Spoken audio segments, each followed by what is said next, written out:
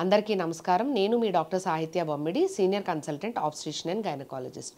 So ఈరోజు మనం family planning అంటే ఏంటి, అందులో ఏం చేస్తారు, సో దాని వలన పిల్లలు కలగకపోవటం అనేది జరుగుతుందా, సో దానిలో ఏమైనా ఫెయిల్యూర్ రేట్స్ ఉంటాయా, ఒకవేళ పిల్లలు కావాలి అనుకుంటే ఇంకేమన్నా పద్ధతులు ఉన్నాయా అన్న విషయాల గురించి మనం మాట్లాడుకుందాం. సో ముఖ్యంగా ఏంటి అంటే ఫ్యామిలీ ప్లానింగ్, దాన్నే మనం ట్యూబల్ స్టెరిలైజేషన్ అని అంటాం. ఈ ట్యూబల్ స్టెరిలైజేషన్ అంటే ఏంటి అంటే గర్భసంచికి అండాశయాలకి మధ్యలో ఉండే కనెక్షనే మనం ఫెలోపియన్ ట్యూబ్స్ అని అంటాం.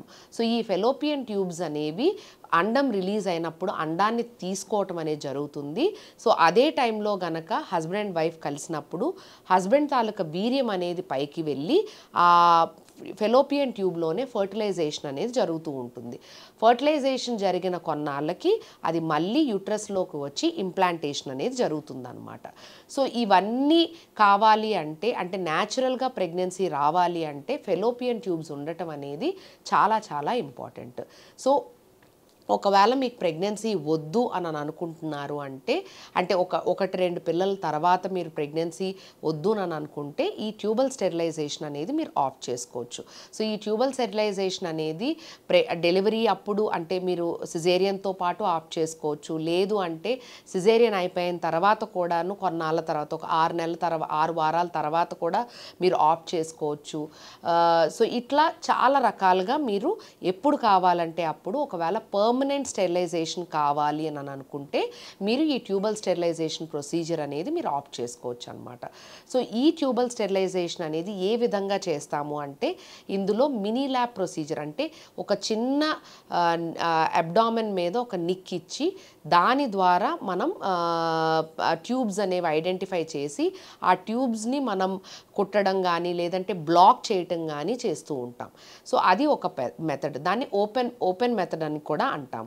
సో రెండోది ఏంటి అంటే లాప్రోస్కోపిక్ ప్రొసీజర్ అంటే బొడ్డు దగ్గర ఒక చిన్న ఇన్సిషన్ ఇచ్చి అదేవిధంగా పక్కన అబ్డామెన్లో కూడా ఒక చిన్న ఇన్సిషన్ ఇచ్చి దాని ద్వారా మనం ట్యూబ్ అంటే స్కోప్ పెట్టి మనం ట్యూబ్స్ అనేవి ఐడెంటిఫై చేసి దానికి ఫెలోప్ రింగ్స్ అనేవి అప్లై చేయటం వలన ట్యూబ్స్ని బ్లాక్ చేయటం వలన ప్రెగ్నెన్సీ రాకుండా ఉంటుంది. కాబట్టి అది ఇంకొక way of doing tubal sterilisation అనమాట.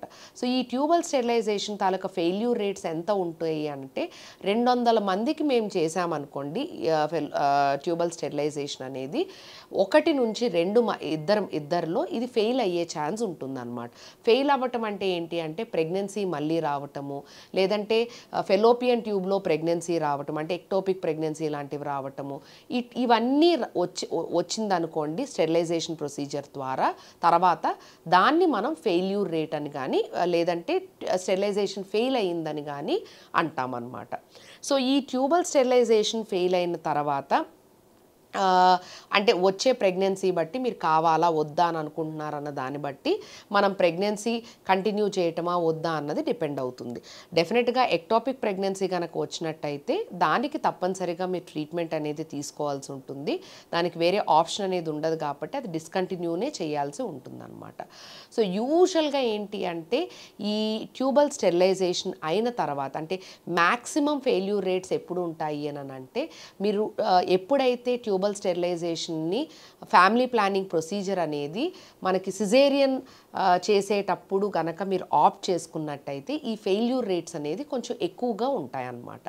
ఎందుకు అంటే నార్మల్గా మనకి ప్రెగ్నెన్సీలో ఫెలోపియన్ ట్యూబ్స్లో ఎడిమాటస్ ఫెలోపియన్ ట్యూబ్స్ అంటే నీరు చేరటం లాంటివి నార్మల్గా ఫిజియలాజికల్గా ఉంటాయి. కాబట్టి యూజువల్గా ఏమవుతాయి అంటే మనం ఈవెన్ ట్యూబల్ స్టెరిలైజేషన్ చేసిన తర్వాత కూడాను ఈ ప్రెగ్నెన్సీ అంటే ఎప్పుడైతే సిజేరియన్ తర్వాత చేస్తామో సిజేరియన్ అప్పుడు చేస్తామో అప్పుడు ఉండే ట్యూబల్ స్టెరిలైజేషన్లో ఫెయిల్యూర్ రేట్స్ అనేది కొంచెం ఎక్కువ మోతాదులో చూస్తూ ఉంటాం.